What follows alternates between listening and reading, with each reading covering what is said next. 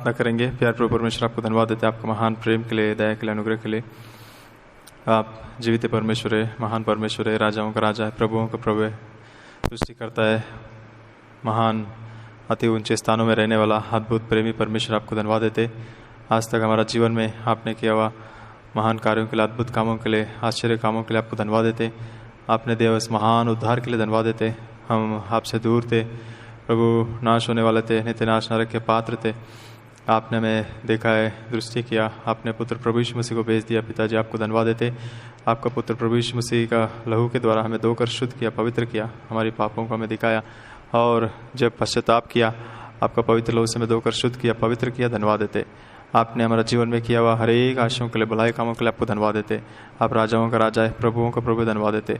हमारा जो जीवन को आपने बचाया, अनंत जीवन का वारिस बनाया, धन्यवाद देते।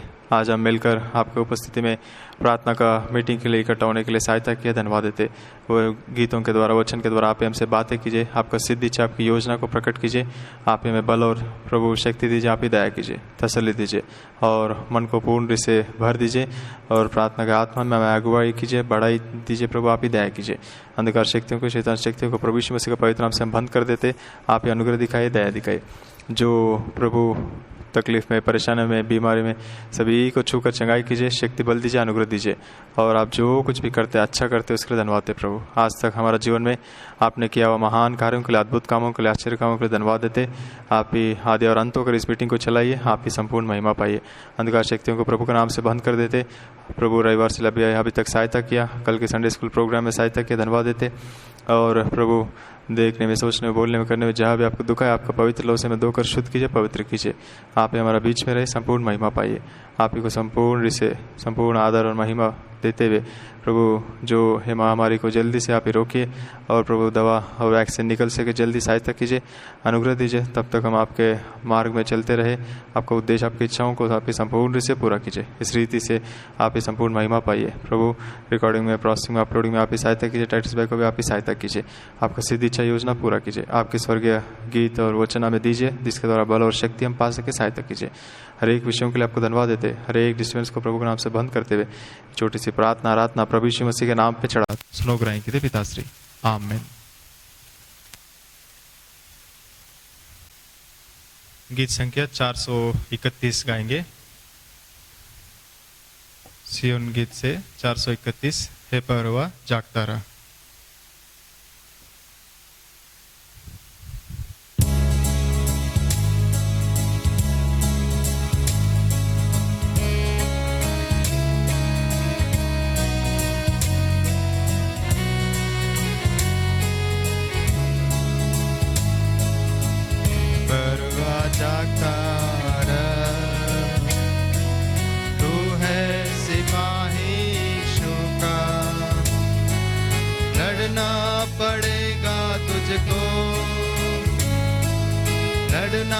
पड़ेगा तुझको,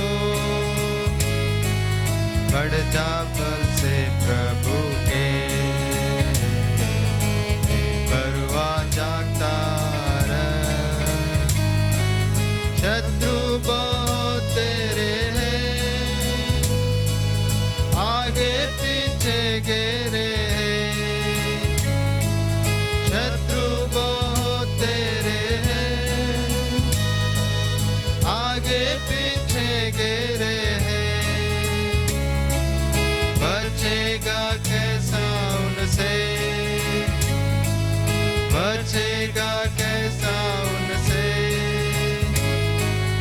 आज्ञा मान तू प्रभु के,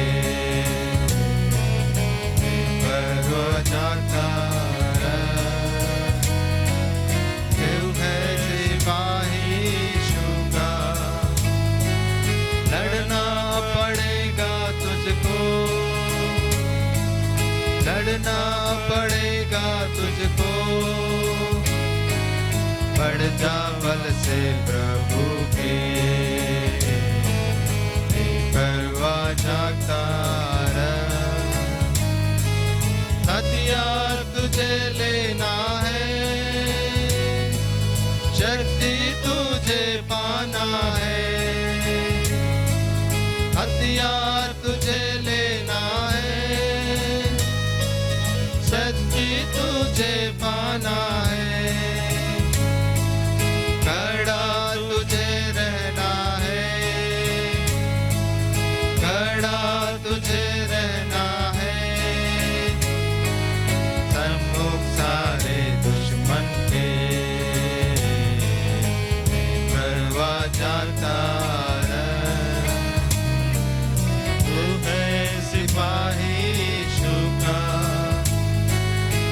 लड़ना पड़ेगा तुझको, लड़ना पड़ेगा तुझको। बढ़ जा बल से प्रभु के, परवा जाता रह। इसलिए हो अब तैयार, सारे हथियार तू संभाल। इसलिए हो अब तैयार, सारे हथियार तू संभाल। आत्मिक लड़ाई तेरी है, आत्मिक लड़ाई तेरी है। डरना नहीं किसी से, परवा जाता रह। तू है सिपाही यीशु का, लड़ना पड़ेगा तुझको, लड़ना पड़ेगा तुझको। बढ़ जा बल से प्रभु के, परवा जाता रह। सत्य का कमर बांध बांध, झूठ से तुझे बचना है। सत्य का कमर बंद बांध, झूठ से तुझे बचना है। झेलम धार्मिकता के लिए,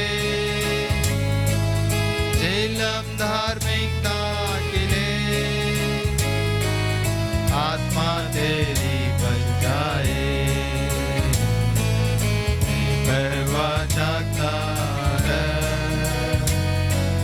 तू है सिपाही यीशु का, लड़ना पड़ेगा तुझको, लड़ना पड़ेगा तुझको। बढ़ जा बल से प्रभु के, परवा जाता रह। जूते पाँव में अब तू ले, मेल की सुवार्ता को दे। जूते पाँव में अब तू ले, मेल की सुवार्ता को दे। विश्वास की ढाल लेकर तू, विश्वास की ढाल लेकर तू। बच जाते से दुष्ट के, परवा जागता रह। तू है सिपाही यीशु का, लड़ना पड़ेगा तुझको, लड़ना पड़ेगा तुझको। बढ़ जा बल से प्रभु के, परवा जागता रह। उद्धार कटो पहने रह, मुक्ति तेरी दिख पड़े। उद्धार कटो पहने रह, मुक्ति तेरी दिख पड़े। आत्मा की तलवार को ले, आत्मा की तलवार को ले। वचन जो है प्रभु का, परवा जागता रह। तू है सिपाही यीशु का, लड़ना पड़ेगा तुझको, लड़ना पड़ेगा तुझको। बढ़ जा बल से प्रभु के, परवा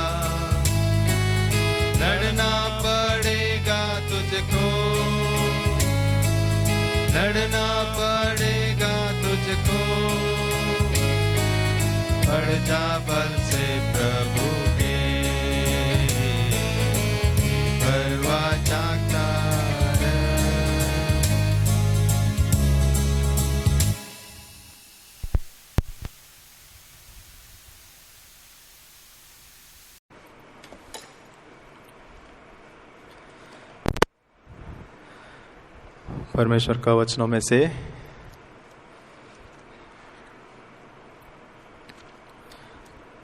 पहला राजा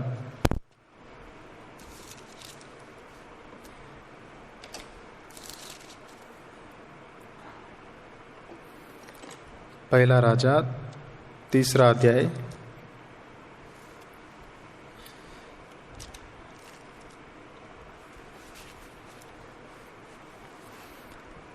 पहला राजा तीसरा अध्याय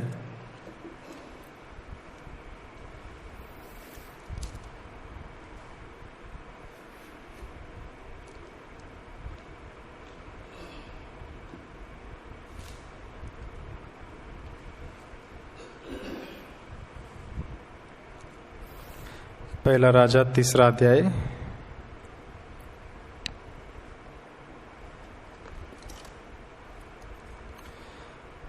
7 वचन पढ़ेंगे।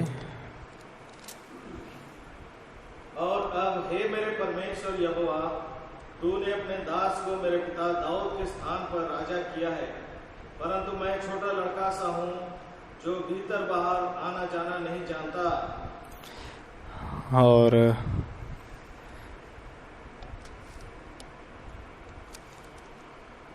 9 वचन पढ़ेंगे। तू अपने दास को अपनी प्रजा का न्याय करने के लिए समझने की ऐसी शक्ति दे कि मैं भले बुरे को परख सकूं, क्योंकि कौन ऐसा है कि तेरी इतनी बड़ी प्रजा का न्याय कर सके। परमेश्वर का वचनों को प्रभु आशीष करे। प्रभु की सहायता के लिए छोटा सा प्रार्थना करेंगे। प्यार प्रभु परमेश्वर, आपको धन्यवाद देते, आपका महान प्रेम के लिए, दया के लिए, अनुग्रह के लिए। इन वचनों के द्वारा आप हमसे बातें कीजिए, आपका सिद्धि इच्छा, आपकी योजना को प्रकट कीजिए। आप महान परमेश्वर हो, अद्भुत परमेश्वर हो, राजाओं का राजा है, प्रभुओं का प्रभु है। उसके लिए आपको धन्यवाद है प्रभु। जो कुछ भी आप करते हो अच्छा करते हो, और आपके समय के अनुसार सब कुछ प्रभु सुंदरता से करते, धन्यवाद देते। आपकी दया, आपकी अनुग्रह, आपकी करुणा, आपकी वात्सल्यता के लिए धन्यवाद है। एक दास को आप कलवश धोकर शुद्ध कीजिए, पवित्र कीजिए, आपके क्रूस के पीछे रखिए, उपयोग कीजिए। आपके वचनों के द्वारा आप हमसे बातें कीजिए, आप संपूर्ण रूप से आपकी सिद्ध इच्छा को प्रकट कीजिए। हर एक प्रकार के अंधकार शक्तियों को प्रभु के नाम से बंद करते हुए प्रभु हर एक प्रश्नों को उत्तर दीजिए, हर एक संकोच को दूर कीजिए। हमारे मनों को प्रार्थना के आत्मा से भर दीजिए, और संपूर्ण रूप से हम जांचते हुए, पश्चाताप करते हुए आपकी उपस्थिति में प्रार्थना करने के लिए आप अनुग्रह दिखाए, सहायता कीजिए। हर एक शैतान कामों को बंद कर देते, light system, mic system, recording system, सब विषय में आप अनुग्रह दीजिए, आप ही सहायता कीजिए। आपका प्रेम के लिए धन्यवाद देते हुए छोटी सी प्रार्थना प्रभु यीशु मसीह के नाम पे चढ़ाता हूँ। सुनो ग्रहण कीजिए पिताश्री, आमीन।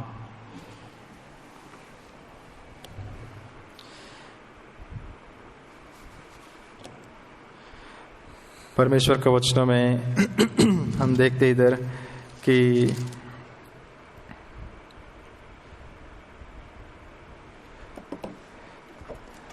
सोलोमन ने जिस तरीके से उन्होंने परमेश्वर की उपस्थिति से प्रार्थना किया कि इतने बड़ा काम है प्रभु, और मुझ में ना शक्ति है, ना बल है, ना बुद्धि है, ना ज्ञान है, और ना समझ है, आप ही सहायता करो करके वो प्रभु से, परमेश्वर से प्रार्थना करता है, विनती करता है, मांगता है कि मुझे समझ और ज्ञान दे दो कि आपका लोगों को मैं ध्यान से मैं देखभाल कर सकूं, चला सकूं करके। तो परमेश्वर उनकी विनती को पूरा करता है, और उनकी प्रार्थना से वो प्रसन्न होता है, और उन्हें जो चाहिए वो दे देता है। उसके अलावा जो नहीं मांगा वो सब भी दे के बहुत ही उन्हें आशीष करता है। हमारा जीवन में भी जैसा सोलोमन ने बोला, मैं बालक हूँ, इन कार्यों को चलाने के लिए मुझे बुद्धि नहीं है, और ना बुद्धि कम पड़ेगा, मेरा बुद्धि जो है आपकी समझ और आपकी बुद्धि चाहिए। ये एक पहला निशान है हमारा जीवन में, जब हम पहचानेंगे कि मेरा शक्ति, मेरा बल, मेरा बुद्धि कम पड़ेगा इस काम को संभालने के लिए, इस काम को करने के लिए। जब हम समझेंगे तब हम प्रभु के ऊपर निर्भर होंगे, और तब हमारा जीवन से वो सच्चा प्रार्थना आएगा, और उस प्रार्थना को परमेश्वर पूरा करता है। जब तक हमारा जीवन में समझेंगे नहीं कि मुझ में इतना शक्ति नहीं, मुझ में इतना बल नहीं, मुझ में इतना ज्ञान नहीं, मुझ में इतना समझ नहीं है, तब तक हम प्रभु का बल, प्रभु का ज्ञान, प्रभु का बुद्धि पाने के लिए हम बहुत दूर है। जब तक हम अपने शक्ति से, बल से खड़ा रहेंगे, हम आत्मा से लड़ाई कर नहीं पाएंगे। केवल हम अपना शरीर को दिखाते रहेंगे और शरीर से लड़ते रहेंगे, और उसका जो नतीजा दुख और निंदा, अपमान और जो अलगाव इसी में निकलता है। जो प्रभु का शक्ति, प्रभु का बल, प्रभु का ज्ञान, प्रभु का आत्मा को जब हम पाएंगे, प्रभु की समझ को हम जब पाएंगे, प्रभु की सहायता जब हम पाएंगे, हम हर एक परिस्थितियों में जयवंत से अधिक विजयवंत जो परिस्थितियों में, जयवंत परिस्थितियों में हम आगे बढ़ते जाएंगे, और प्रभु का योजनाएं हर समय हर जगह पूरा होते जाएंगे, और लोग उस विषयों को जानते जाएंगे और परमेश्वर को स्तुति महिमा करते जाएंगे। यहाँ हम देखते 7 वचन में बोलते हैं, मैं बालक हूँ, इन कार्यों को चलाने के लिए मेरे पास बुद्धि कम पड़ता है। बालक हूँ बोलने से सैमुअल का जीवन से एक बात याद आता है कि सैमुअल ने लोगों को सबको खड़ा करके एक, जब वो बूढ़ा हो गया उस समय में उन्होंने क्या बोला हम पढ़ेंगे। 1 सैमुअल 12 अध्याय, 1 सैमुअल 12 अध्याय।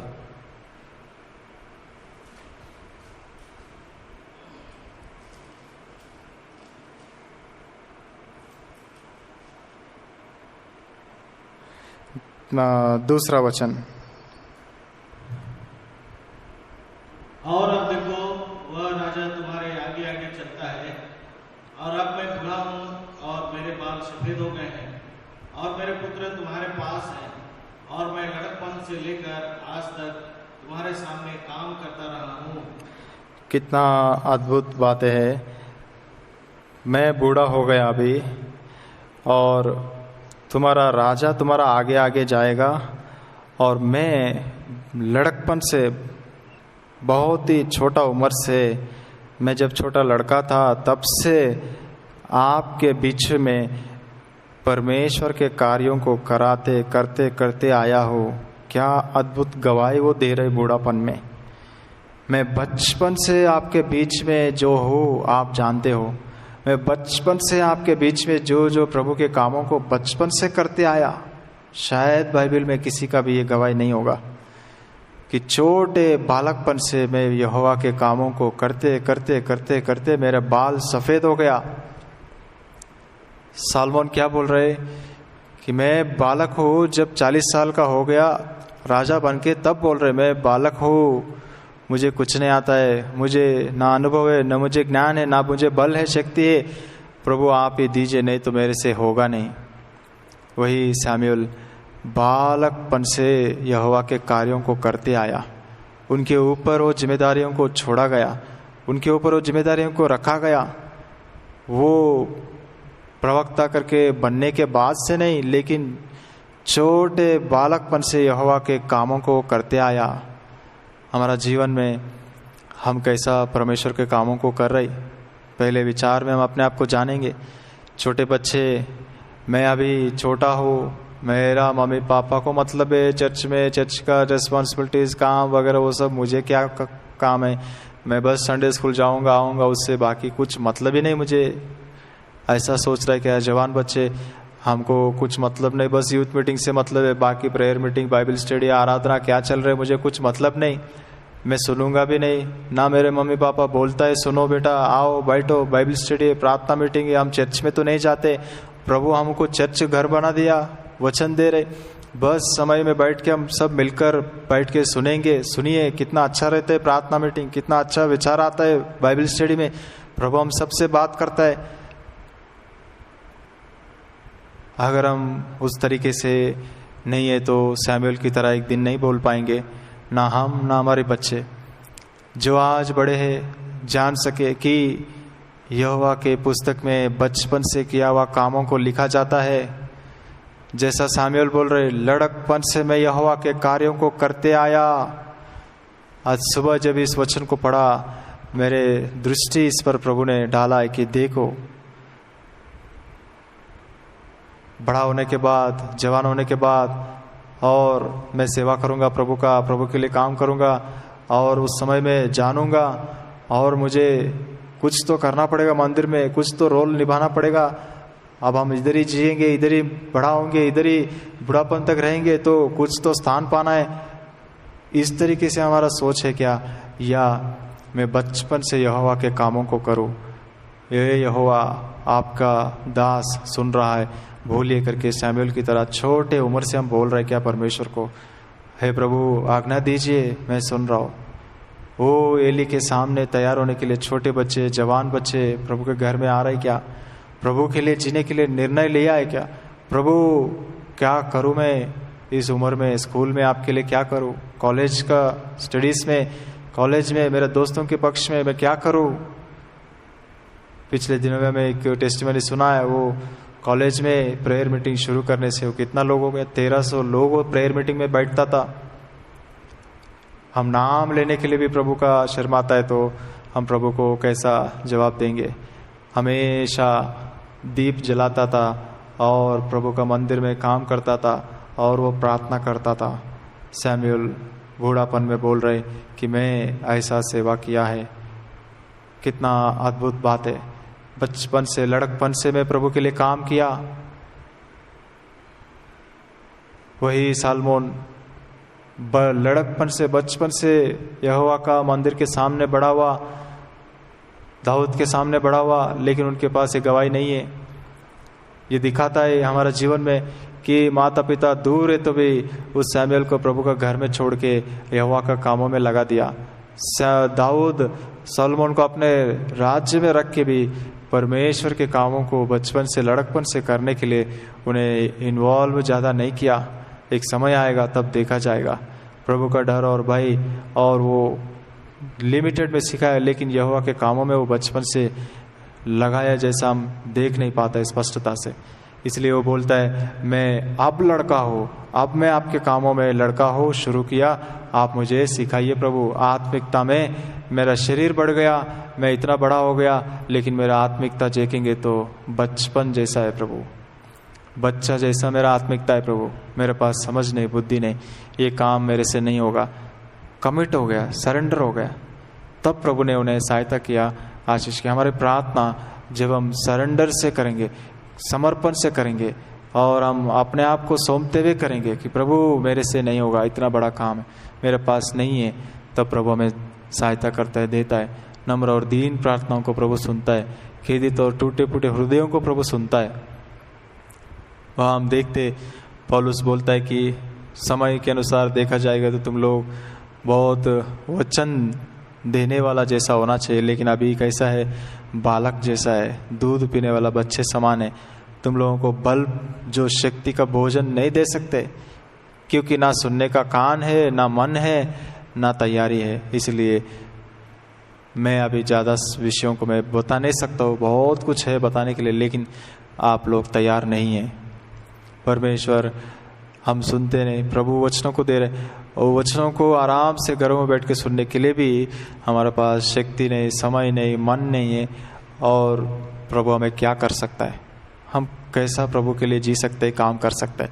इसलिए पहला विषय में हम देखना है कि सलमोन की नहीं हमारा जीवन में हमारे बच्चे बड़ा हो के ये बोलेंगे क्या, जब कोई नया जगह में जाएंगे, कहीं प्रभु के लिए काम करना पड़ा, प्रभु के लिए कुछ जिम्मेदारी उठाना पड़ा, तो मेरे को कुछ नहीं आता है, मेरे पास कुछ भी नहीं, मैं कोई वचन नहीं, मेरे पास कुछ भी नहीं आता है मुझे। या हमारे बच्चे बचपन से जहाँ भी जाते तो गवाही देने के लिए कहीं खड़ा करेंगे, तो बचपन से यहोवा के कामों को मैं करते आया, प्रभु का घर में काम किया, प्रभु का घर में मैं सीखा, प्रभु के घर में ये अनुभवों को सीखा, मैं अलगाव के अनुभव सीखा। इन विषयों से प्रभु मुझे अलगाव किया, मुझे उद्धार दिया, मुझे मेरा जीवन में वो राजा और प्रभु है। ऐसे अनुभवों में बढ़ते जा रहे हैं क्या, उसके लिए हम ध्यान दे रहे हैं क्या? प्रभु का वचन के अनुसार हम अपने आप को जांचेंगे। हम इसी में दूसरा विषय हम देखेंगे कि पहला राजा 3 अध्याय में 16 वचन से 28 वचन तक अगर हम पढ़ेंगे तो बाद में आप पढ़ लीजिए 16 वचन से 28 वचन तक, जो एक परिस्थिति आया जब परमेश्वर ने बुद्धि और ज्ञान और समझ दिया। जब प्रभु के पास हम आता है, वो हमें जो भी चाहिए उस चीज़ों को हमें देता है। परमेश्वर का योजना है, इच्छा है, सोलोमन राजा बनना है, पहले से भविष्यवाणी किया गया, उसे पूरा किया। अब वो कैसा काम होगा वो सभी सोलोमन के ऊपर ही डिपेंड है। वो सच्चे प्रार्थना किया, प्रभु ने बोला है कि तुम जो मांगा है ऐश्वर्य या शत्रुओं के जो प्राण को या धन दौलत को नहीं मांगा, लेकिन मैं तुम्हें वो सब भी देता हूँ, बुद्धि और ज्ञान और समझ के साथ करके उन्होंने दिया।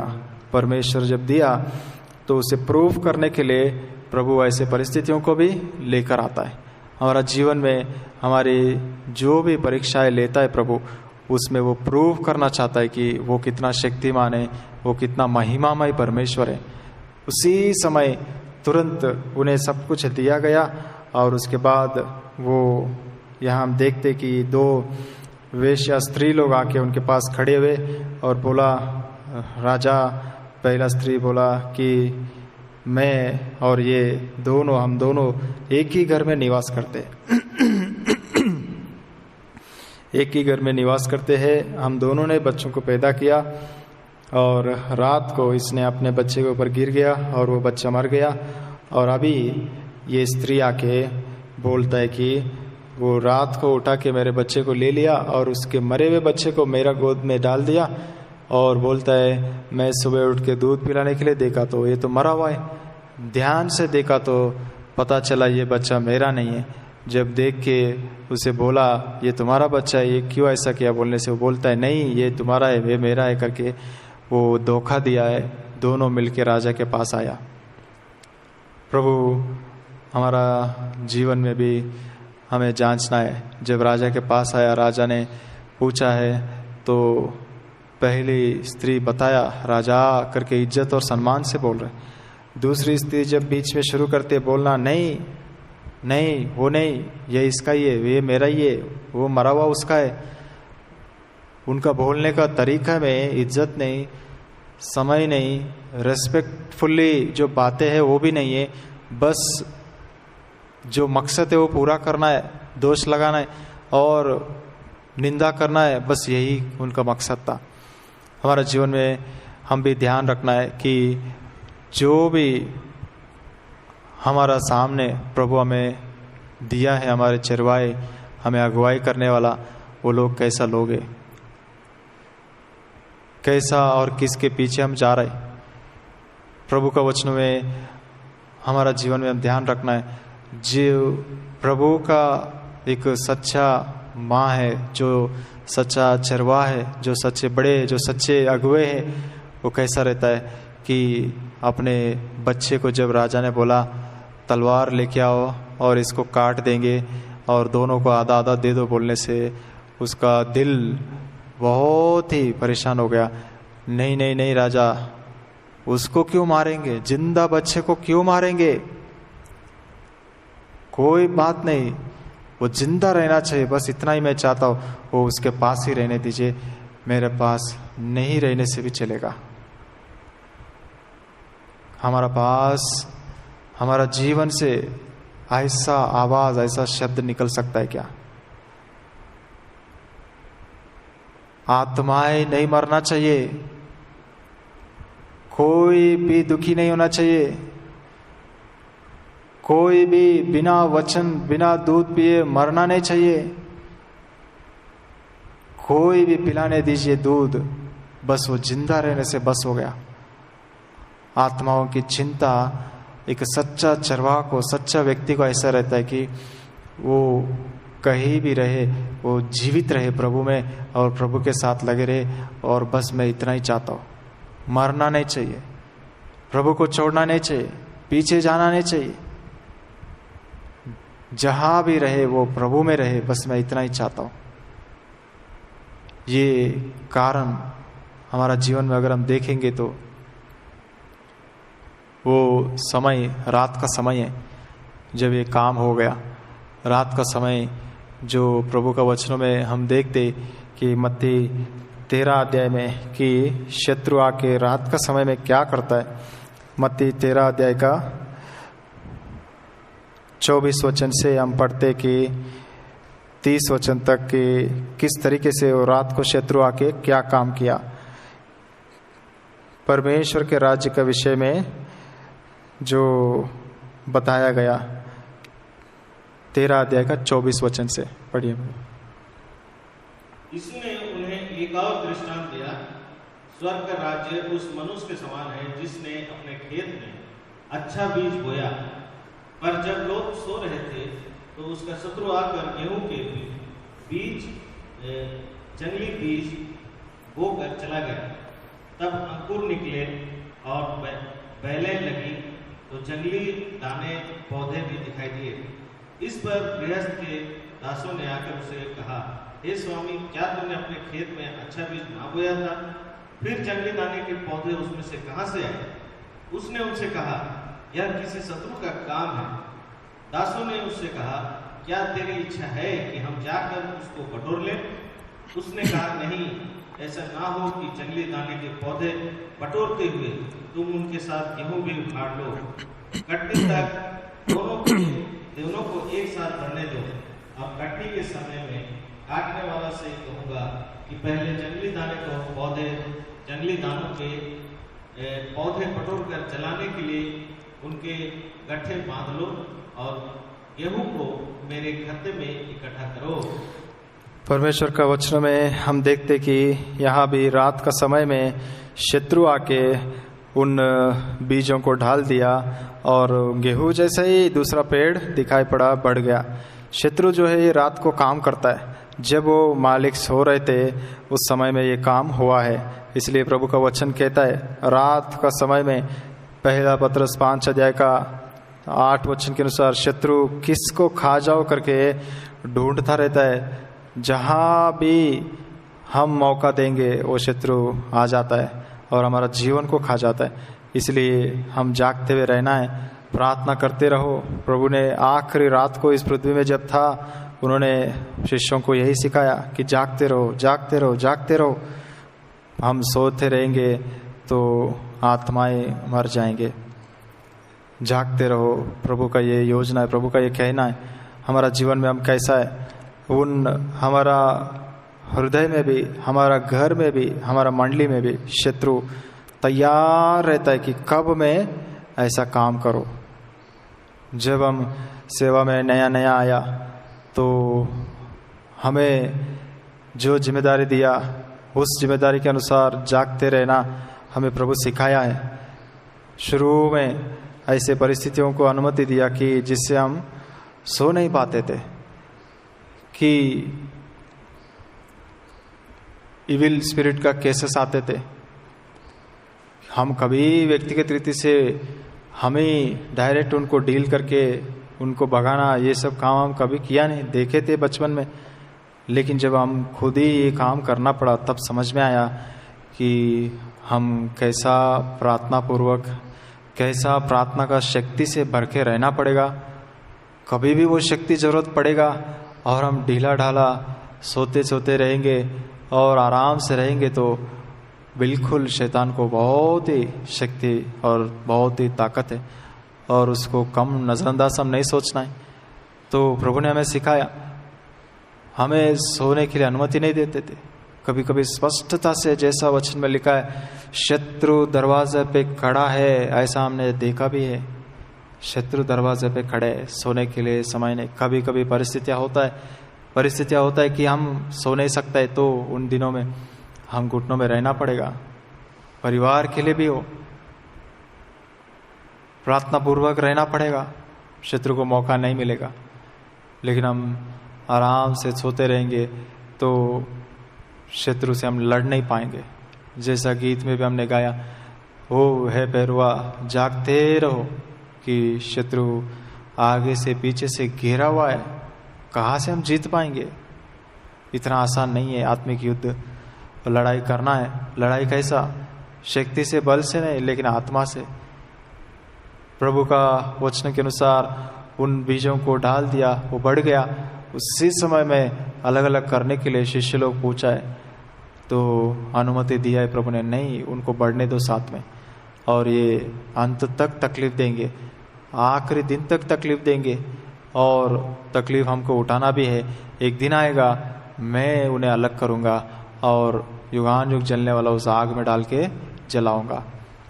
ये शत्रु का काम कैसा है कि धीरे से आता है, जगह पाता है और वो जगह बढ़ते बढ़ते हमें धक्का लगाता है, हटो हटो हटो, मैं करता हूँ मैं करता हूँ मैं करता हूँ। ये सब निशान है, ये सब सिंबल्स है शत्रु का, जो उस रात को आके घुस के और अपने कामों को करके प्रभु के लोगों को, आत्मा से चलने वाले लोगों को तंग करते हुए, परेशान करते हुए हटाने वाला ये शत्रु का काम है। इन निशानों को आप देखिए, मुझ में ऐसा निशान है क्या, या मेरे परिवार में ऐसा निशान है क्या, मेरे बच्चे में ऐसा निशान है क्या, तो मैं उसके लिए प्रार्थना करूंगा, ठीक ठाक करूंगा। हम अपने आप को ध्यान देना है। और किसी में भी ऐसे निशान पड़ता है तो उनसे हम जागरूकित और बहुत ही ध्यान से रहना है, नहीं तो वो हमें खा जाएंगे। प्रभु का वचन के अनुसार हम देखते कि उस परमेश्वर, एक तरफ से देखा जाएगा तो उतना अद्भुत सुंदर सृष्टि को बनाया, आदम हवा को अपने स्वरूप में बनाया, उस बगीचे में छोड़ा, रोज शाम को आके बातें करते थे और शाम से पहले शत्रु आके उनको गिरा दिया, पाप में, मृत्यु में लेकर चले गया। तो परमेश्वर सो रहा था क्या? परमेश्वर नहीं सो रहा था। उन्हें हमें स्वेच्छा दिया है, उन्हें आज्ञा दिया है उन्होंने, और उस आज्ञा को हम पालन नहीं किया तो हमारे लिए पाप है। तो प्रभु के देवा आज्ञा को पालन करो तुम जय पाओगे, हम गीत में गाया है। तो प्रभु के वचनों के अनुसार ये शत्रु हमेशा हर जगह, हर घर में, हर मंडली में ये धीरे से काम करने का पूरा कोशिश में लगा रहता है।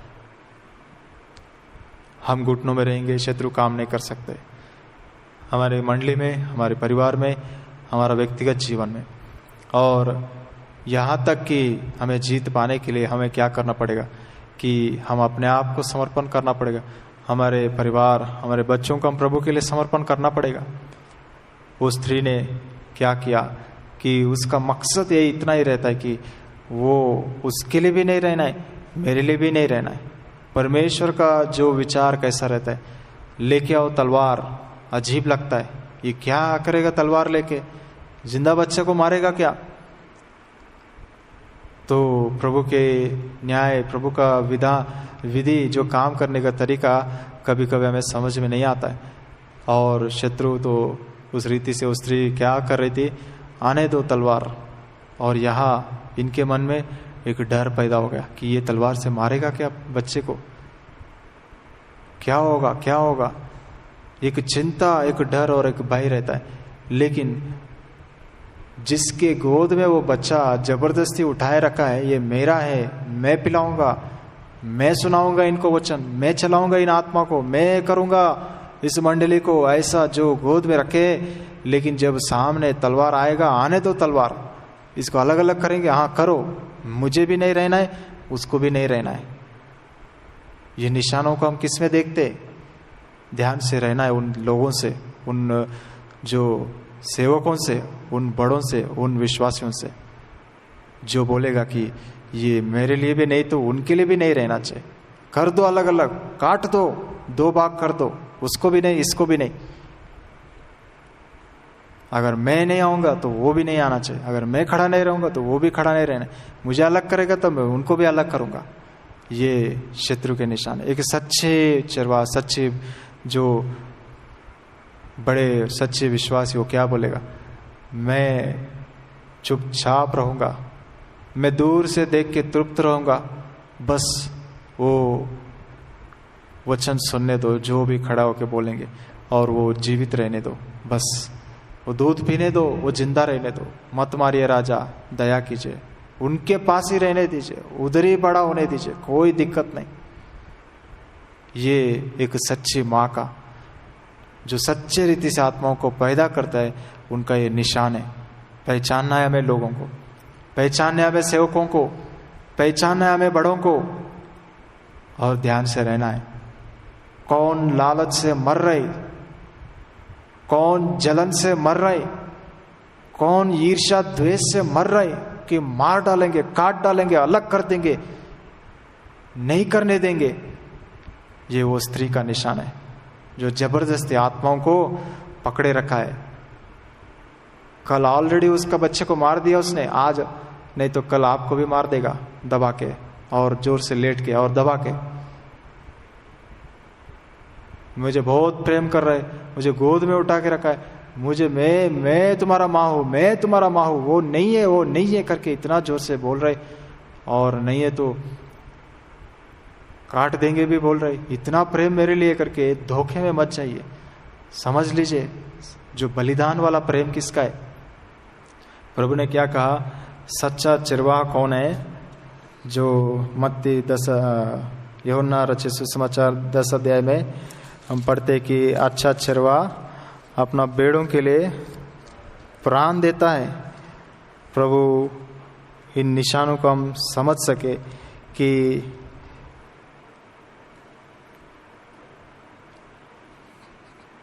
पढ़िए फिर। अच्छा चरवाहा मैं हूँ, अच्छा चरवाहा भेड़ों के लिए अपना प्राण देता है। 11 वचन में अच्छा चरवाहा मैं हूँ, अच्छा चरवाहा भेड़ों के लिए प्राण देता है। और हमारा जीवन में हमें ध्यान रखना है कि अच्छा चरवाहा कौन है और मैं कौन से दूध में पी रहा हूँ। निर्मल दूध जो वचन वो मैं ले रहा हूँ क्या? प्रभु ने कहा वो तलवार कैसा तलवार है जो दोनों को, विचारों को और जो सोच को और विचारों को अलग कर देता है। वो जो तलवार आएगा तो आत्मिकता और शारीरिकता अलग हो जाएगा। ये वचन ही है वो तलवार, वचन ही काफी है। कौन क्या है हमें समझने के लिए प्रभु का वचन हमें बताता है।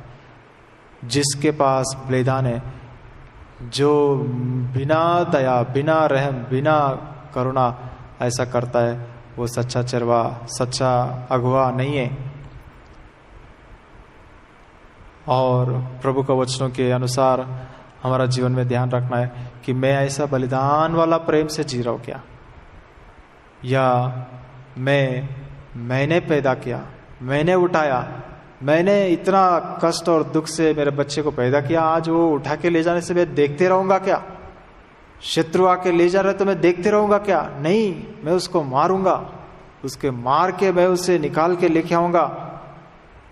हम इस आत्मा से रहने से प्रभु का योजनाओं को पूरा नहीं कर पाएंगे।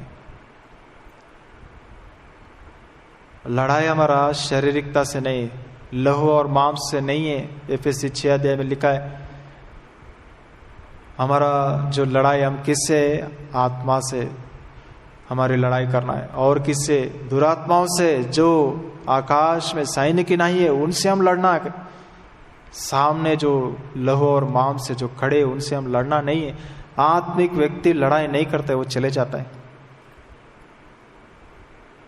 तुम्हारा पीछे जो आत्मा है उससे मैं लड़ाई करूंगा, मेरा घर में जाके घुटना टेक के लड़ाई करूंगा, ये उनका स्टाइल है।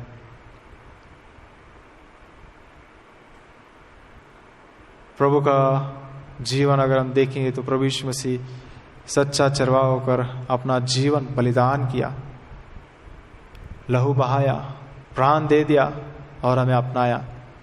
और शत्रु सोच रहे कि मैं इसको काट रहा हूं, मैं इसको मार रहा हूं, मैं इसको ये कर रहा हूं, और अभी और क्या कर सकता है,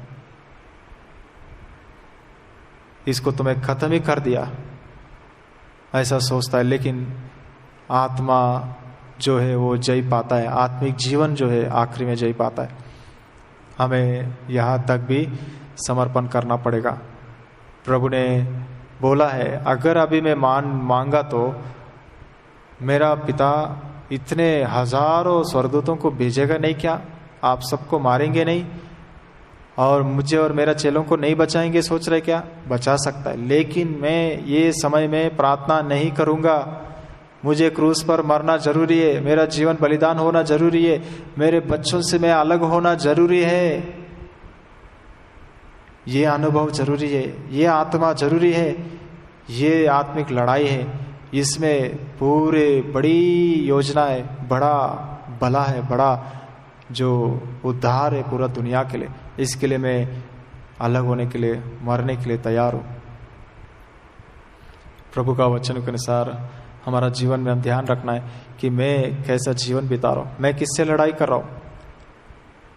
शरीर से लड़ाई करके बच्चों को सुखा के, तुम भी नहीं देगा मैं भी नहीं देगा दूध करके उनको सुखा सुखा सुखा सुखा के वो कमजोर होके कुछ तो दीजिए बोलने से उसको तुम रुको, हम पहला लड़ने दो, जो जीतेगा वही तुमको पिलाएगा, तब तक रुकना ही पड़ेगा करके हम तलवार लेके लड़ते रहेंगे, यहाँ बच्चे मरते रहेंगे। प्रभु के वचनों के अनुसार वो जो तलवार हमें आत्मिकता को, शारीरिकता को अलग अलग कर देता है। शरीर का काम स्पष्ट है, आत्मा का काम स्पष्ट है, तो हमारा जीवन में हम ध्यान रखना है कि मैं शारीरिकता से अलग हो गया क्या, आत्मिकता से अलग हो गया क्या, सच्चे आत्मा से चल रहा हो क्या। तो सच्चे व्यक्ति याद रखे कि वो लड़ाई नहीं करता है, प्रभु के हाथों में, पिता के हाथों में सौंप देता है, प्रभु आप ही उन्हें चलाओ, मैं दूर से देखते रहूंगा। कोई लड़ाई नहीं, कोई बच्चे जवान परेशान नहीं होना चाहिए। ये क्या अंकल लोग, ये क्या मंदिर में झगड़ा होता है, परेशान होता है, नया नया आत्माएं, नया नया लोग, बाहर से लोग, दूसरा स्टेट से लोग यहाँ आके मंडली में आते हैं, कितना अच्छा है लगता है, लेकिन हमारी ऐसे बर्तावों को, स्वभावों को देखने से उनका आत्मा का हालत क्या होगा। उन्हें वचन नहीं मिलेगा, लड़ाई और कपट और द्वेष और ईर्ष्या ही दिखेगा, तो कैसा जीवित रहेगा। हमारा सामने प्रभु का वचन, प्रभु जो हमें बता रहे, सच्चे व्यक्ति वो दे देता है। मैं नहीं दूंगा वचन, मैं नहीं करूंगा, मैं चुपचाप बैठूंगा, उनको करने दीजिए सेवा, उनको करने दीजिए। प्रभु बस आपका वचन में जीवन है, वो किसके द्वारा आ रहा है, वो कैसे भी कर रहे हैं, आप जीवित रखिए बस आत्माओं को, और एक दिन आप न्याय करेंगे। उस दिन जो भी आप देखेंगे, अभी मैं न्याय नहीं करूंगा, अभी मैं ये वो नहीं करूंगा प्रभु करके हम प्रभु को समर्पण करने से प्रभु हमें आशीष करता है। हमारा जीवन में प्रभु का दया, प्रभु का अनुग्रह हम समझना है, मैं किस तरीके से जीवन बिता रहा हूँ। शैतान बोलेगा तुम मेरा है, तुम मेरा है, तुम शारीरिक हो, तुम शारीरिक हो। पवित्र आत्मा बोलेगा तुम मेरा है, तुम मेरा है, पवित्र आत्मा तुम में निवास कर रहे। हम किसकी आवाज सुन रहे, किसकी बनने के लिए कोशिश कर रहे। प्रभु के वचनों के अनुसार हम अपने आप को जांचेंगे, प्रभु मेरा जीवन में मैं शारीरिकता से लड़ाई कर रहा हूँ, इसलिए जय नहीं पा रहा हूँ, केवल एक दूसरे को तकलीफ और चोट और दुख और खाली खाली घर को और मंडली को परेशान कर रहे हैं। मैं अभी समर्पण करना चाहता हूँ प्रभु, अपने आप को संपूर्ण से आप मेरा जीवन को बदल दो, आप मेरा जीवन में आ जाओ। दोधारी तलवार है वो जीवते वचन से मुझ में शरीरता को काट दीजिए, अलग कर दीजिए प्रभु। मैं अपने आप को समर्पण करता हूँ और आपके जीवते वचन से मुझे चलाओ प्रभु। और मैं जब इस तरीके का लड़ाई मेरा घर में और मेरा मंडली में होता है प्रभु, मैं पीछे रहूँगा, मैं समर्पण करूँगा और आपके हाथों में सौंपूंगा। और आप सोलोमोन की नाई तलवार लेके आएंगे और बराबर जो करना है आप करेंगे। उस समय के लिए मैं इंतज़ार करता हूँ। इस जीवन में आप दिया तो वापस मेरे बच्चे को मैं पाऊँगा, मैं दूध पिलाऊँगा, मैं आत्माओं को चलाऊँगा। नहीं दिया तो मेरा जीवन को मैं समर्पण करूँगा। मैं अकेला होकर दूर दूर से देखते हुए उनसे तृप्त होकर जीऊँगा प्रभु। उनके लिए प्रार्थना करूँगा प्रभु, वो जीवित रहे जहाँ भी रहे। प्रभु का वचनों के अनुसार हमारा जीवन में हम ध्यान रखना है, क्योंकि प्रभु ने हमें प्रतिज्ञा दिया कि शत्रुओं के देश में जाने के बाद भी वहीं से हम पश्चाताप होकर प्रार्थना करेंगे। तो प्रभु बोला इतने से मैं खत्म नहीं करूँगा, वापस लेकर आऊँगा। प्रभु की अनुग्रह, प्रभु की दया अगर हम सोचेंगे तो भजन संहिता 30 अध्याय में लिखा है, एक पल के लिए वो गुस्सा करता है, लेकिन उसकी दया, उसकी अनुग्रह, उसकी करुणा के विषय में 1000 पीढ़ी तक करुणा दिखाता है। करुणा का धनी है वो। एफएससी 2 अध्याय में, वो निर्गमन 34 अध्याय में लिखा है, वो 5-6 वचनों में कि वो 1000 पीढ़ी तक करुणा दिखाता है। इसीलिए हम वो करुणा के लिए प्रार्थना करना है। प्रभु आपकी करुणा बहुत ही अद्भुत है। आपकी गुस्सा आता है लेकिन पल भर के लिए, आप भस्म करने वाला आग भी है लेकिन उससे बढ़कर आप महाकरुणा दिखाने वाला परमेश्वर है। इसलिए आपकी करुणा का सिंहासन के सामने हम आया प्रभु, अनुग्रह दिखाए, दया दिखाए, हमें क्षमा कीजिए, हमें आपके लहू से धोकर शुद्ध कीजिए, पवित्र कीजिए। हम प्रभु हमारे छोटे बच्चों पर, जवानों पर, हम नया आत्माओं पर हम ध्यान नहीं दे पा रहे। हम अपनी लड़ाइयों में पड़े प्रभु, मेरा है, हमारा है, हमारा है, मैं इसको चलाऊंगा, मैं उसको चलाऊंगा, मैं ये करूंगा, मैं वो करूंगा, हम इसी में पड़े प्रभु। लेकिन वो आत्माओं का हालत क्या हो रहा है हम देख नहीं रहे प्रभु। लेकिन आज मैं सौंप देता हूँ प्रभु, सच्चा चरवा प्रभु भेड़ों के लिए प्राण देता है और उन भेड़ों को आप बचाता है। सच्चा चरवा भेड़ों के लिए प्राण देने के बाद वो उन भेड़ों का झुंड का क्या होगा वो जंगल में। परमेश्वर उनके लिए प्रबंध करता है, उन्हें बचाता है। प्रभु के वचनों के अनुसार हम अपने आप को जांचेंगे कि सलोमोन की नाई हम अपना जीवनों को प्रभु के लिए जो बुद्धि और ज्ञान और समझ के लिए हम प्रार्थना कर रहे हैं क्या। प्रभु हमें अद्भुत रीति से आशीष करता है। आज के लिए प्रभु जो इन 2 विचारों को दिया कि बालकपन से मैं आपके बीच में सेवा किया, हमारी गवाही कैसा है, हम उस रीति से सेवा कर रहे हैं क्या। और सलोमोन ने जो उस ज्ञान को पाने के बाद तुरंत परीक्षा आया और उसको प्रभु ने प्रकट किया कि सलोमोन का ज्ञान और बुद्धि क्या है। बहुत ही अद्भुत रीति से इस दृश्य के द्वारा उन्होंने प्रकट किया। हमारा जीवन में भी जो भी परीक्षाएं आएगा, तकलीफ आएगा, दुख आएगा, वेदना आएगा, मृत्यु आएगा, कैसी भी परिस्थिति आएगा, ये किसके लिए? परमेश्वर के नाम की महिमा होने के लिए। वहां पढ़ते 1 राजा 3 अध्याय का 28 वचन में, इजरायली लोग, राजा ने जो न्याय किया उस न्याय को देख के सभी लोग सोचा परमेश्वर का ज्ञान पाया हुआ व्यक्ति है सॉलोमन करके ग्रहण किया और उनसे डरा है। प्रभु उस तरीके से इन परीक्षाओं को, इन समस्याओं को क्यों लेकर आता है? ताकि आखिरी में लोग समझे कि यहोवा हमारे पक्ष में है, यहोवा उनके पक्ष में है। परमेश्वर का वो ज्ञान और आत्मा से वो चल रहे, वो चला रहे, और वो सच्चा चरवा है, और वो सच्चा बड़ा है, वो सच्चा विश्वासी है। और आखिरी में एक परमेश्वर का डर और भय आ जाता है।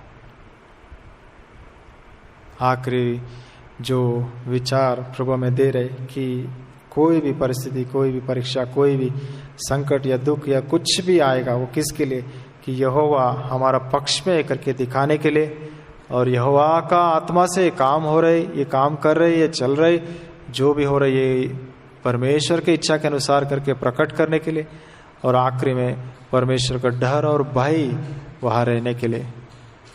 प्रभु के इन कामों को, इन परेशानियों को, इन परिस्थितियों को, इन परीक्षाओं को हम बिल्कुल नहीं आना है बोलने से परमेश्वर की महिमा, परमेश्वर की शक्ति, परमेश्वर के साथ हमारा है करके हम कैसा हम प्रकट कर सकता है। इसलिए प्रभु के वचनों के अनुसार हम अपने आप को प्रभु का उपस्थिति में हम सौंपेंगे। प्रभु, मैं नम्र होकर, दीन होकर आपके चरणों में आता हूँ। मैं बहुत बार उस माँ की नाई हूँ प्रभु कि ईर्ष्या, द्वेष, जलन में आके मुझे भी नहीं रहना है, उसको भी नहीं रहना है, हमको नहीं है तो उसको भी नहीं, यह आत्मा से प्रभु मैं जी रहा हूँ, सेवा कर रहा हूँ, मुझे क्षमा कीजिए। मेरा मकसद, मेरा दिशा, मेरा जीवन कहाँ चले गया प्रभु? प्रभु यीशु मसीह को छोड़ दिया, मैं शत्रु का स्टाइल में मैं सेवा कर रहा हूँ। प्रभु मुझे क्षमा कीजिए, मुझे समर्पण करना, भेड़ों के लिए प्राण देके मर जाना मुझे सिखाइए प्रभु। होशियारी का बातें नहीं करने के लिए सहायता कीजिए कि मैं भेड़ों के लिए प्राण देने से इसके बाद वो क्या पूरा भेड़ जंगल का जानवर के हाथ में दे देगा? प्रभु ये बातें नहीं करने के लिए मुझे सहायता कीजिए। यहोवा है, परमेश्वर है, वो संभालेगा। मेरा काम है मेरा भेड़ों के लिए प्राण देना। प्रभु मैं उसी काम पे लगे रहने के लिए सहायता कीजिए। प्रभु वो कहीं भी रहे, वो खुशी से रहे, वो किसका भी हो, आत्मिक जीवन में बढ़ता रहे, वो कहीं भी बल पाने दीजिए। वो कैसा करेगा सेवा, ये कैसा करेगा सेवा, वो गलत है, ये गलत है, उनको हटाएंगे, हम लेंगे, ये करेंगे, वो करेंगे, ये आत्मा मुझ में से निकाल दो प्रभु। दया और प्रेम का आत्मा में रखिए प्रभु, करुणा का आत्मा में रखिए प्रभु। रहने दीजिए राजा, उनके हाथों में रहने दीजिए, वो वहीं से जीने दीजिए, क्योंकि पैदा मैं किया, वो मरना मैं देख नहीं सकता हूँ। वो कहीं भी रहे, जिंदा रहे, खुश रहे, मैं इतना ही चाहता हूँ। हम प्रार्थना करेंगे, दूर से भी प्रभु हमें बचाएगा। प्रभु के वचनों के अनुसार प्रभु ने इसी विषय में जो यूसुफ का भाइयों को उन्होंने परखा है कि उस बहरे में से उस बच्चे को मार डालने के लिए सोचा यूसुफ को भाई लोग सब मिलकर। प्रभु ने देखा देखा देखा और वो उन्हीं में से उसको मारेंगे नहीं, उसको बेच डालेंगे करके जिंदा रहने दिया। उसी परिस्थितियों को बाद में जब आया, यूसुफ ने परखा है कि ये लोग बेंजामिन को मारने का चक्कर में है, इनका स्वभाव बदला या नहीं। बेंजामिन को जब वो बोलता है यही छोड़ दो और आप सब चले जाओ बोलने से, वो लोग इतना तड़पते कि राजा मुझे रखो, मेरे पिताजी को मैं शपथ लेके आया, अगर मैं बेंजामिन को वापस नहीं लाया, मेरे दोनों बच्चों को काट डाल दो। क्या अद्भुत समर्पण है, क्या अद्भुत गवाही है। उसको मैं जिंदा वापस नहीं लाया तो मेरे दोनों बच्चों को मार दो पिताजी, मैं ऐसा जो सौदा करके आया हूं। राजा उसको जाने दीजिए, उनके प्राण उसमें लगा हुआ है, उस छोटे बच्चे में उसके प्राण लगा हुआ है, उसे जाने दीजिए, चाहे मैं उसके लिए रुकता हूं। जब ऐसा मन भाइयों में देखा, यूसुफ सहन नहीं कर पाया, अंदर जाके रोने लगा। बेंजामिन को देखते ही रोया, इतना रोया कि मेरा छोटा भाई, यही तो उम्र था मेरा, इतना छोटा था मैं, बेरहमी से मेरे साथ किया ये लोग। उस गड्ढे में, उस कुआं में उठा कर डाल दिया, मरने के लिए छोड़ दिया था, लेकिन प्रभु आपने मुझे बचाया, जीवित रहा। आज ये बेंजामिन का ऐसा उम्र है, कैसा तो पहुंच गया ये लोग, वापस में इसको भी ऐसे ही करेंगे क्या। वही चिंता था, वही डर था, वही परीक्षा लिया गया। कितने सालों साल हम जिएंगे प्रभु में, हमारी परीक्षा प्रभु जो फेल हो गया उसी परीक्षा को सालों साल तक हमारा सामने रखेगा। कोई आत्मिक उन्नति नहीं, कोई आत्मिक समझ नहीं, कुछ नहीं, जब तक हमारा मन नहीं बदलेगा। रूबेन से लेके आखिरी बाय तक सब लोग बदल गया। मैं रुकूंगा इसके लिए, मैं रुकूंगा। हर एक व्यक्ति अपने अपने पश्चाताप किया, झुक गया, समर्पण किया, तो राजा ने उन्हें स्वीकार किया, गले लगाया। वो राजा का पद छोड़कर मैं तुम्हारा भाई हूं करके वो उनसे मिल गया। बहुत दिनों के बाद प्रभु जब हमें पकड़ेगा, उस दिन वो सिंहासन पर बैठ के, मैं न्याय करने वाला प्रभु यीशु मसीह हूं, उस दिन जैसा प्रभु यीशु मसीह नहीं हूं, अभी मैं तुमको तलवार से मार डालूंगा करके ऐसा परिस्थिति हमारा पास नहीं आएगा अगर हम पश्चाताप करके साष्टांग प्रणाम करके, प्रभु उस दिन में तो मैं किया है, मंडली में बहुत कुछ किया है, मेरा घर में बहुत कुछ किया, पीता था, खाता था, जो नहीं करना चाहिए ऐसे गंदे कामों को करता था, मारता था, हाथ उठाता था, बच्चे रो रहे तो भी घर में अशांति को फैलाता था, मेरा घर के बातों को रोड पे खींचता था, मंडली के बातों को पूरा गली में मोहल्ले में खींचता था। प्रभु उन दिनों के लिए मैं शर्माता हूँ प्रभु, साष्टांग प्रणाम करके क्षमा मांग रहा हूँ, मुझे क्षमा कीजिए। सच में पश्चाताप का ये दिनों को, इन लॉकडाउन का दिनों को हम उपयोग करके एक एक बातों को याद करके पश्चाताप नहीं करेंगे, उस दिन मैं तुम्हारा भाई हूं करके वो प्रभु यीशु मसीह यूसुफ की नाई उतरेगा नहीं, तलवार से ही उतरेगा और बोलेगा इनको हाथ पांव बांधो और उस आग के झील में डाल दो। ऐसे बातों को जरूर हमें सुनना पड़ेगा, लेकिन अगर हम पश्चाताप करेंगे, एक एक बातों को याद करके, एक एक भाई को याद करके, क्या है जिंदगी, आज नहीं तो कल मर जाएंगे। इसलिए मैं क्षमा मांग रहा हूं आपसे भाई, किसी से हम क्षमा मांगा है क्या? हमारा गलती हो ना हो, उन दिनों में अशांति हुआ था, जो भी है, मेरा बातों को भी, मेरे कार्यों को भी, उन दिनों के जो भी हुआ, मुझे भी क्षमा कीजिए। हम एक दूसरे से क्षमा मांगा है क्या? दिन बढ़ाते जा रहे, लॉकडाउन का, पश्चाताप का दिन बढ़ाते जा रहे प्रभु, और हम पश्चाताप ही नहीं कर रहे, और उल्टा ऐसी परिस्थितियों में भी हम कैसा कपट से चले, कैसा मैं कुछ करे, कैसा मैं दिखाई पड़े, कैसा मैं सेवा करूं, कैसा मैं कब्जा करूं, कैसा मैं मार दूं, कैसा मैं अलग करूं, इसका भी नहीं होना है, उसका भी नहीं होना है, ये भी नहीं होना है, वो भी नहीं होना है, छीनना, मारना, पीटना, इसी कामों में हम लगे तो प्रभु को क्या जवाब देंगे? याद रखिए, हम नम्र होंगे, पश्चाताप करेंगे, प्रभु क्षमा करने का बहुत ही अद्भुत, प्रेमी, दयालु परमेश्वर है हमारा। हम क्षमा मांगेंगे, प्रभु क्षमा करता है, दया दिखाता है। प्रभु के सामने आएंगे हम लोग, प्रभु से क्षमा मांगेंगे। प्रभु, जो कुछ भी उन दिनों में मैं किया, अब से मेरा जीवन में कभी भी ऐसा नहीं होगा। मैं चाहे प्राण देने के लिए तैयार हूँ आज, वो वही रहने दीजिए, जो करना है करने दीजिए सेवा, जो भी प्रभु आपकी इच्छा आप पूरा कर लीजिए, क्योंकि आप है चलाने वाला, आप ही संभालने वाला, एक एक का जीवन का सोता आप है। प्रभु, आपके हाथों में मैं अपने आप को सौंप रहा हूँ। प्रभु के सामने सौंप कर हम मौन और दीन और चुपचाप रहना, प्रभु यीशु मसीह के नाम हम सेवा करना हम सीखे कि प्रभु हमें जरूर आशीष करता है।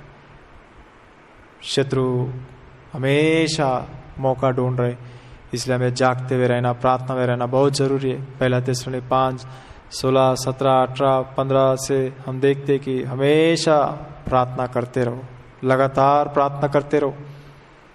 प्रभु दया करे, हम प्रार्थना के आत्मा में प्रभु में बढ़ाए और संपूर्ण रीति से सर्वश्रेष्ठ जो हथियारा है वो प्रार्थना है। हमने गीत में गाया, वो प्रार्थना को हम पकड़ेंगे और प्रभु का वचनों के द्वारा हम जय पाने के लिए कोशिश करेंगे। प्रभु इन वचनों को आशीष करे।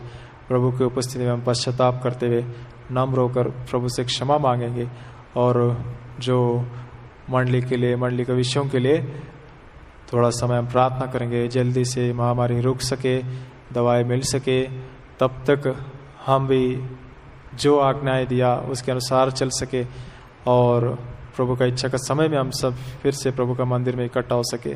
तब तक प्रभु का उद्देश्य, प्रभु का इच्छा, प्रभु का योजनाएं पूरा होते रहे और प्रभु का कामों के द्वारा जवान, छोटे बच्चे, बड़े सभी बल पाते रहे।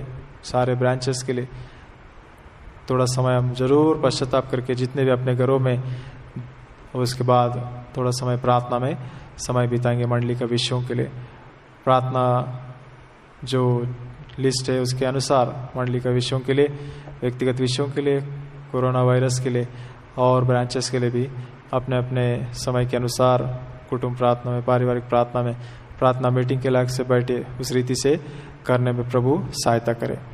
प्रभु इन वचनों को आशीष करे। प्रार्थना करेंगे। प्यार प्रभु परमेश्वर, आपको धन्यवाद देते हैं आपका महान प्रेम के लिए, दया के लिए, अनुग्रह के लिए। आज का दिन में आपने अनुग्रह दिखाया आपको उपस्थिति में मिलकर स्तुति, आराधना, महिमा करने के लिए। प्रभु प्रार्थना करते सैमुएल की नाई हमारा गवाही हो सके। बालकपन से मैं आपके लिए काम किया, परमेश्वर के कामों को पूरा किया।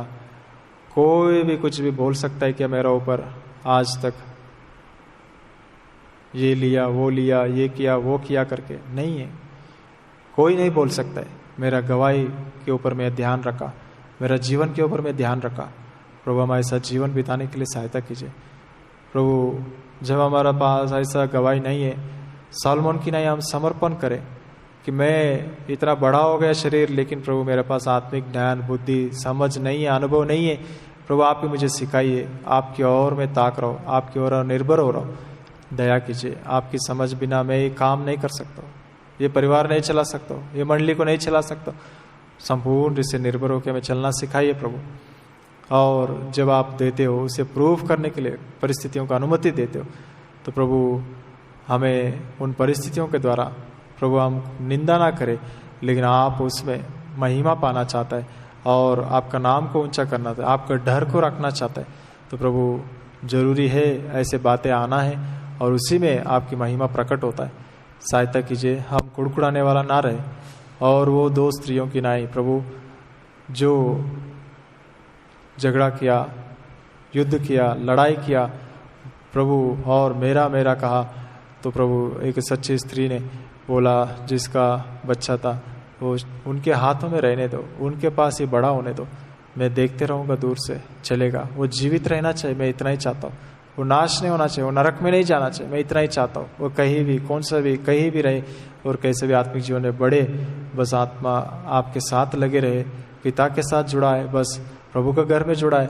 प्रभु आप ही दया कीजिए, मैं चुप रहता हूँ, दूसरों को सेवा करने दीजिए। वो अनुभव में हम आने के लिए सहायता कीजिए। एक दिन आप आएंगे तलवार लेकर और शारीरिकता को और प्रभु जो आत्मिकता को अलग करेंगे। प्रभु दाएं बाएं जो भेड़ों को बकरियों को अलग करेंगे और प्रभु जो गेहूं को और भूसा को अलग करेंगे। प्रभु दया कीजिए। तब तक जब आप अनुमति दे रहे साथ में बढ़ने के लिए, हम साथ में चुपचाप एडजस्ट होके तकलीफ दर्द जो भी परेशानी देंगे उसको झेलते हुए हमें जीना सिखाइए। उंगली करना, झगड़ा करना, लड़ाई करना हम ना करें। पहले बातों को हम भूल सके, क्षमा मांग सके, ठीक ठाक कर सके, ताकि यूसुफ ने तलवार राजा का पद छोड़कर भाई की तरह गले मिलके हमें अपनाया। उस रीति से प्रभु आप एक दिन जब न्याय करेंगे उस दिन प्रभु तलवार पकड़ के अंदर ना डाले, लेकिन मैं तुम्हारा भाई हूँ, मैं तुम्हारे लिए जो आया था पृथ्वी पे वही यीशु, मैं तुम्हारा भाई हूँ करके आप प्रभु अपने तलवार बाजू में रख के हमें गले लगाएंगे। वो अनुभव को प्रभु हम पाने के लिए तैयार रहने के लिए सहायता कीजिए। यहाँ हम आज समर्पण करके पश्चाताप करके जीने के लिए सहायता कीजिए, दया कीजिए। इन वचनों को आशीष कीजिए। जो तकलीफ, बीमारी, परेशानी में है उन सबको आप ही छू कर चंगाई कीजिए, अनुग्रह दिखाई, दया दिखाइए। जो व्यक्तिगत परेशानी में उन सबको प्रभु दया कीजिए, अनुग्रह दीजिए। जो गंदे गिने कामों में पड़े प्रभु उन सबको जय पाने के लिए सहायता कीजिए और प्रभु सच्चे जीवन बिताने के लिए सहायता कीजिए। आप अनुग्रह दिखाइए, दया दिखाइए। आप पल भर ही गुस्सा करते हैं लेकिन करुणा और दया पीढ़ी पीढ़ी तक दिखाता है। हमारा स्वभाव भी ऐसे ही हो। हमेशा हम गुस्सा करने वाला नहीं, लेकिन प्रभु हमेशा हम दया करने वाला रहने के लिए सहायता कीजिए। आप जो भी करते अच्छा करते, विश्वास करके धन्यवाद देते प्रभु। छोटे बच्चे जवानों को आप ही संभाल करके उनका जीवन को प्रभु सैमुएल का जीवन की नहीं बनाइए, आप ही दया कीजिए। बड़े को प्रभु आपके हाथों में सौंपते प्रभु हम विश्वास योग्यता से आपके कामों को सेवा करने में सहायता कीजिए। जो बुजुर्ग हैं उन सबका अच्छा स्वच्छ संगाय में रखिए, शक्ति बल जी आप ही संभालिए प्रभु। आप अनुग्रह दीजिए, दया कीजिए और जो अस्वस्थ बीमारी सभी को चंगाई दीजिए प्रभु। महामारी से जितने भी प्रभु इस दुनिया छोड़ दिए उनके परिवारों को पूर्ण सांत्वना दे दीजिए, आप ही संभालिए प्रभु। और इसे रोकिए आप ही दया से, जल्दी दवा वैक्सीन निकल सके सहायता कीजिए। तब तक आप ही हमें संभाल के रखिए, आपके प्रभु पंखों के नीचे हमें छुपा कर आप ही आगे बढ़ाइए, सहायता कीजिए। हर एक विषयों के लिए धन्यवाद देते हुए ये छोटी सी प्रार्थना प्रभु यीशु मसीह के नाम पे चढ़ाता हूँ। सुनो ग्रहण कीजिए पिताश्री, आमीन। पिता का प्रेम, प्रभु यीशु मसीह का अनुग्रह, पवित्र आत्मा की सहभागिता हम सबके साथ और सभी विश्वासियों के साथ हमेशा बना रहे, आमीन। सबको जय मसीह की।